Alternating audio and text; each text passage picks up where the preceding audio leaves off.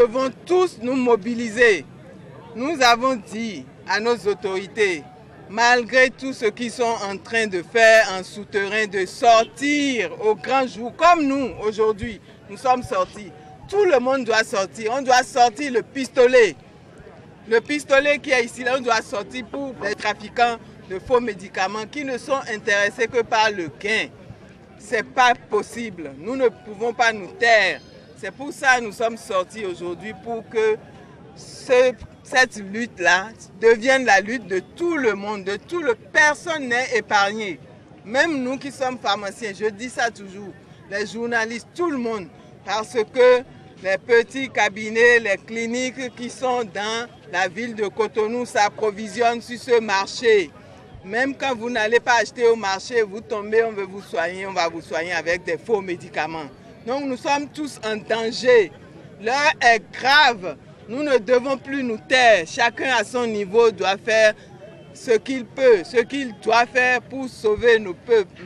Parce que nous ne pouvons pas nous développer avec une population malade, une population qui traîne des séquelles de ces médicaments de la rue, des faux médicaments. C'est pourquoi nous sommes sortis. Nous allons continuer à plaider, à sortir, à faire des activités, mais il faut que nos autorités nous suivent. Il faut qu'ils sortent. Rien n'est cher pour la santé d'une population. Une population malade ne peut pas participer au développement du pays. Le moment est donc à la mobilisation au niveau de toutes les couches de la population, sans exclusion, contre les faux médicaments. Nous ne voulons pas que nos parents meurent. Autorités à tous les niveaux, prenez votre part dans cette lutte.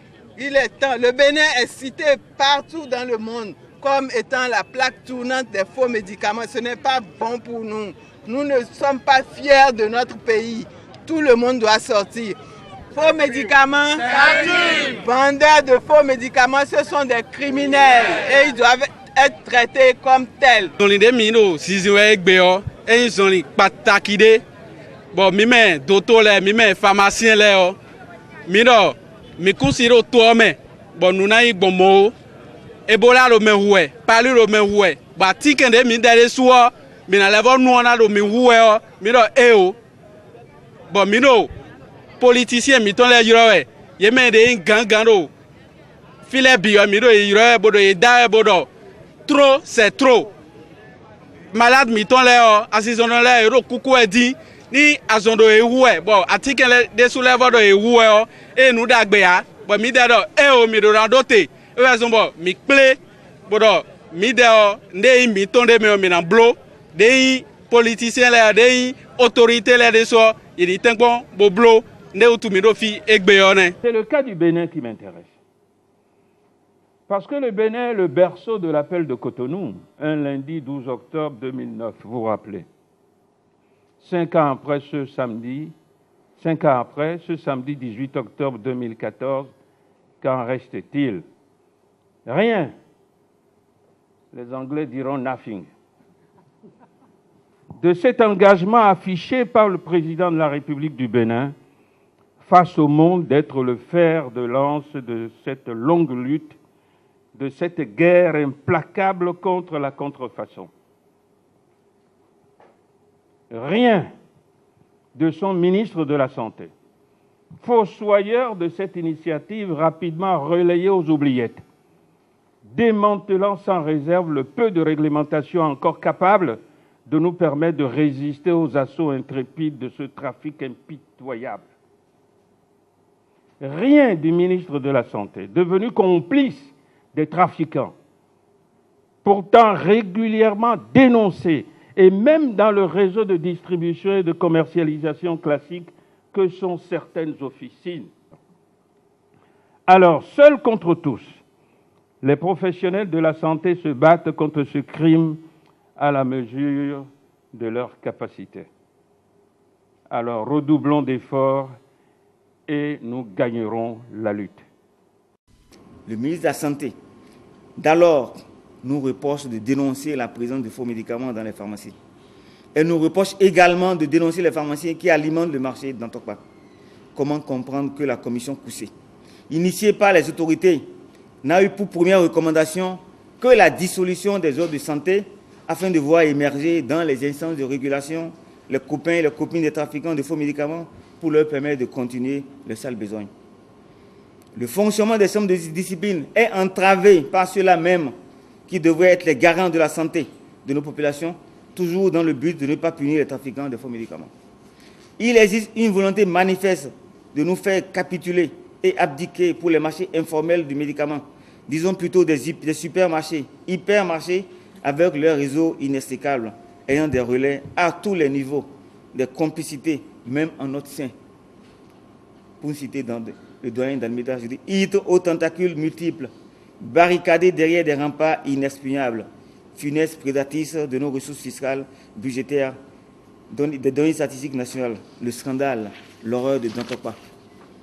C'est pour camoufler l'absence de volonté politique qu'on nous a servi pendant des années au ministère de la Santé qu'il faudra adopter une nouvelle loi avant de punir les faussaires, alors que les lois existent à travers les ordonnances créant les ordres, le code de déontologie et la loi 47-020.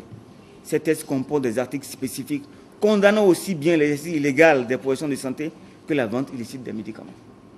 On a essayé de nous distraire à coups de millions pour la confection obligatoire des signes distinctifs des établissements sanitaires, signes qui seraient indispensables avant de fermer les cabinets médicaux illégaux. Les dépôts pharmaceutiques défient l'autorité en se maintenant dans les mêmes zones que les sites attribués aux pharmaciens. C'est toujours par manque de volonté politique que Mme la ministre de la Santé s'est immiscée dans le fonctionnement des ordres, notamment au niveau de l'organisation des élections au niveau de l'ordre des pharmaciens, phénomène sans précédent et inédit dans l'histoire des autres professionnels de santé dans le monde entier. À cela, à tous ces confrères qui nous dénient aujourd'hui le droit d'organiser des manifestations pour sensibiliser nos populations sur les dangers des faux médicaments, car instrumentalisés par la ministre de la Santé d'alors, nous voudrions leur dire que Mme la ministre de la Santé n'est pas au-dessus de la justice. L'une des preuves est l'ordonnance numéro 1915 du 12 août 2015, prise par le tribunal de première instance de Cotonou. Cette ordonnance précise clairement que le bureau du docteur Toukourou Moutiatou est bien en place. À défaut d'une affirmation avec force et détermination de cette volonté politique par le gouvernement, il serait vain d'attendre des résultats de la lutte contre les faux médicaments. Il serait alors difficile de baisser le taux de pauvreté et de penser au développement de notre pays. Sinon, l'histoire retiendra que c'est sous le gouvernement du docteur Iboni Yayi qu'un arrêté a été pris en Conseil des ministres le 22 janvier 2007 pour désorganiser les horaires d'ouverture des officines de pharmacie au Bénin avec ses conséquences sur le trafic des faux médicaments.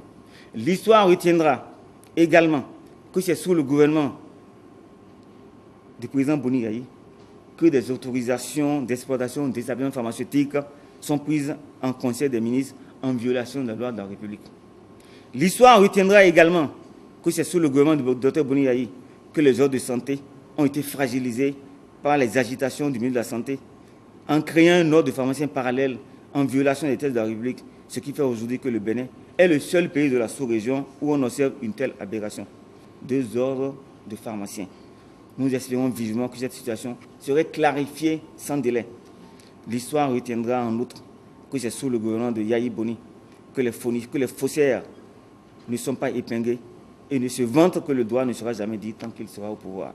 Pour finir, nous voulons exhorter le gouvernement et le président de la République, garant de la loi, à respecter et faire respecter les tests en vigueur dans le secteur pharmaceutique, à tous les niveaux de contrôle, douane, police, gendarmerie, et permettre qu'on ait des institutions fortes et indépendantes au niveau du secteur. Toute chose qui permettra également l'émergence d'une direction des pharmacies et du médicament forte, animée par des pharmaciens compétents, intègres, indépendants et soucieux du respect, sans compromis des tests dans le secteur pharmaceutique. Il n'y a jamais de trafic de faux médicaments sans la corruption. Hélas, la corruption est passée par là parce que ces médicaments qui vont rentrer au Bénin passent bien par une frontière donnée, terrestre, maritime ou aérienne. Nous avons pourtant des agents publics qui sont chargés de contrôler le flux au niveau de ces frontières. Et si ces médicaments se retrouvent sur le territoire c'est que quelque part, on les a laissés rentrer. Et donc, la corruption est passée par là. Deuxième élément, ces médicaments sont au vu et au su de tout le monde. À Djegoulé, tout le monde le sait. Sur tous les marchés, dans toutes les communes du Bénin, il y en a. Mais les policiers les voient, les gendarmes les voient, les douaniers les voient. Si personne ne dit rien, c'est bien parce que quelque chose est passé par là, la corruption. Alors, nous avons pris le taureau par les cornes. Et nous avons, comme je vous l'ai dit tout à l'heure, un contrat avec les autorités à divers niveaux pour que nous puissions sécuriser le pays dans tous les sens. On sait très bien combien de fois le FONAC est prêt à dénoncer et à mettre à la place publique la responsabilité d'un certain nombre de politiciens ou alors de directeurs et autres. Mais je crois que nous n'allons pas arriver là. Les mesures que nous sommes en train de prendre permettent à chacun de jouer sa partition. Chacun de nous, en quittant ici aujourd'hui, s'il se dit « je ne serai pas complice du trafic des faux médicaments. Je ne vais pas acheter un faux médicament. » Parler à son frère, à sa soeur, à sa famille, à la maison déjà, pour qu'à leur tour, eux aussi, ils prennent le bon comportement qu'il faut pour décourager à jamais ces comportements-là. On aurait déjà beaucoup fait. Parce que si ça continue, c'est parce qu'on achète ces médicaments. Le jour où on se rendra compte que ces médicaments arrivent au Bénin et ne sont achetés par personne, les trafiquants vont complètement changer leur fusil d'épaule. C'est parce que justement aujourd'hui, on arrive à faire croire, on arrive à donner l'illusion, le leurre à chacun d'entre nous pour dire c'est la même chose parce que vous regardez la boîte qui est bien imitée. Et on a bien écrit dessus tel produit, on croit que c'est 110, c'est moins cher. Va le prendre, vous prenez votre propre argent pour acheter la mort. Et de ce point de vue, il faut que chacun de nous essaie de faire en sorte que ça ne se passe plus comme ça. Nous devons tous nous dire,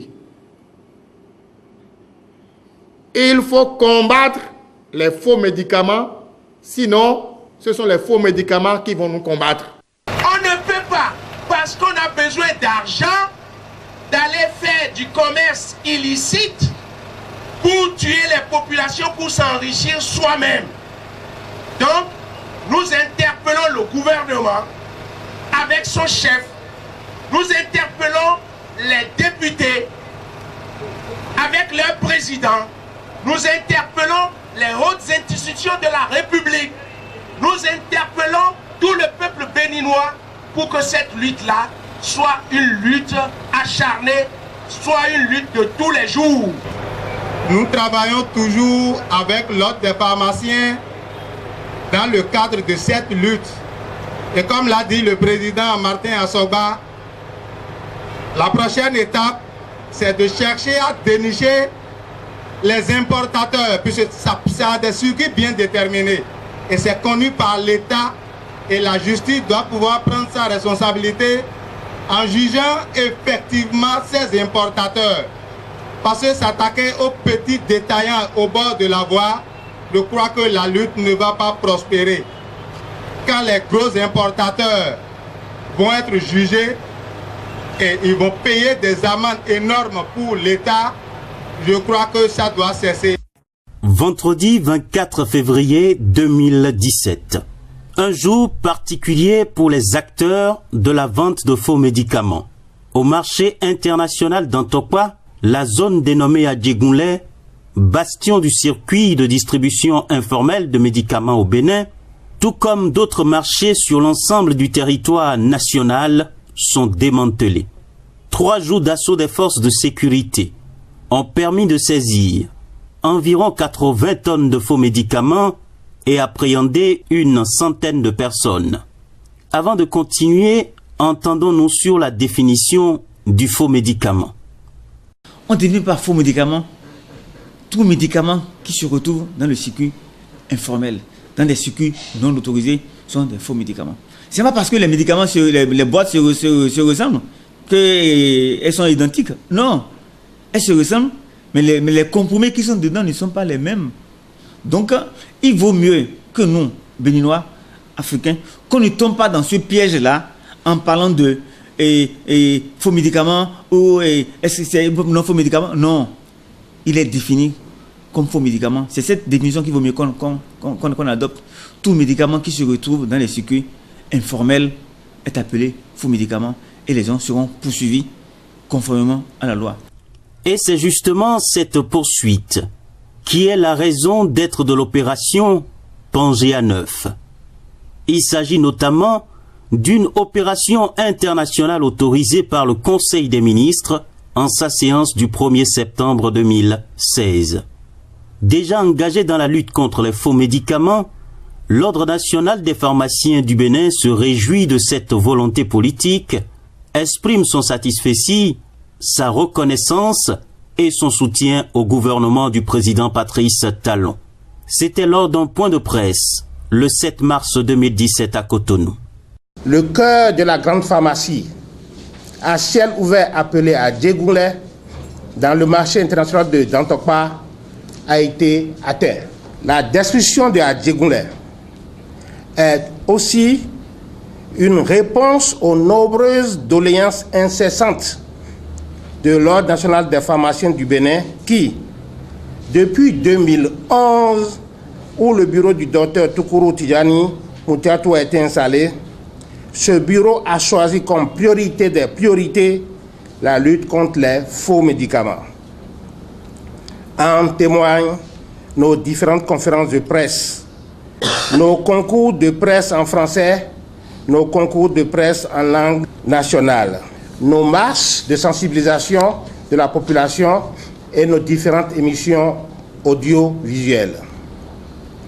Cette abnégation et cette détermination de l'Ordre national des pharmaciens du Bénin est la preuve supplémentaire que la lutte contre les faux médicaments est une préoccupation majeure pour ce bureau depuis des lustres. Nous sommes le seul ordre à avoir bravé tout pour ainsi manifester pacifiquement et sportivement dans les rues de Cotonou depuis des années contre les faux médicaments. Cette lutte contre les faux médicaments, qui est la base malheureusement de la création du second ordre des pharmaciens, ordre créé par le gouvernement de Boni Yahi avec la bénédiction de Mme Dorothée Akoko Kende Gazar, alors ministre de la Santé, et la complicité malheureusement de certains pharmaciens vendeurs de faux médicaments et habitués à la violation des lois de la République. Aujourd'hui, tous les esprits bienveillants s'accordent à encourager et féliciter ce gouvernement responsable de son Excellence, Monsieur le Président de la République, Patrice Talon. L'Ordre national des pharmaciens du Bénin en est le premier et demande au gouvernement d'aller plus loin dans cet assainissement souhaité et attendu dans le secteur sanitaire en général et en particulier dans le secteur pharmaceutique.